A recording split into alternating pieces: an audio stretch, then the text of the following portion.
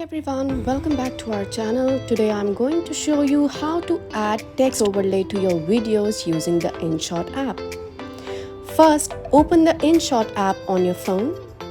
If you don't have it yet, you can download it from the App Store or Google Play Store.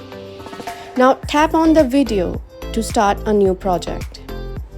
Select the video you want to edit from your gallery and tap on the green check mark to import. Now that the video is loaded, let's add some text. But before that, you need to tap on the stickers, go to GIF, type white, WHITE, select that and adjust it on your screen. You can adjust the color and the alignment to match your style. You can adjust the duration as well of the text by dragging the edges to the text layer in the timeline.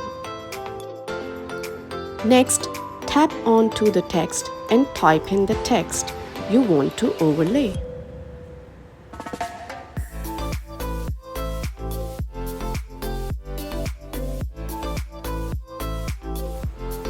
Once it's done, you can preview your video to see how it looks. Got my hands on this Swiss Beauty If you are happy with the results, it's time to save your video. And that's it. You have successfully added an overlay to your text. If you like this video, please do share, like, and subscribe to our YouTube channel. Thank you.